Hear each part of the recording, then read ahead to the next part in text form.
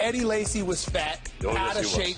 Fat, bloated Eddie Lacy. NFL players were calling him the Pillsbury Doughboy. The Seahawks signing an agreement for 1 year with Eddie Lacy. $385K bonus tied to his weight. I want him big. I want him big and tough and strong. I want him in the best shape so that he can run at his best and be durable and handle the load. More on Eddie Lacy. ESPN NFL insider Phil Savage is with us, and you have a unique perspective because you do the color for Alabama radio for the last 8 seasons, so you've covered him for quite a long time.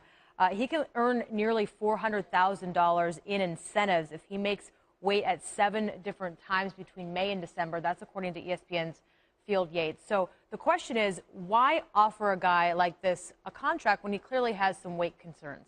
Well, Pete Carroll and the Seattle Seahawks are going to bet on the talent that Eddie Lacy brings to the table. And going back over those last 8 years, I mean, Alabama's had a lineage of running backs from Trent Richardson and T.J. Yeldon, of course, Mark Ingram. Eddie Lacy was part of that package, Derrick Henry. There are people within that program that have thought he was the most talented of all of those runners.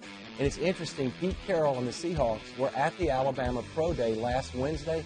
I cannot imagine that Pete didn't have a conversation with Nick Saban to say, hey, can you regulate and manage Eddie Lacy? And at Alabama, he did not have the weight issues. I think the Seahawks believe in their organization in terms of nutritionists, assistant coaches, assistant strength coaches. They've given him some marker dates, some target weights, and ultimately, I think they're rolling the dice that they can get the best out of Eddie Lacy. Hey, anybody that's tried to drop a few pounds knows that a little motivation, a little incentive goes a long way. You can catch Phil later in the 10 o'clock hour of SportsCenter. Plenty more from around the NFL.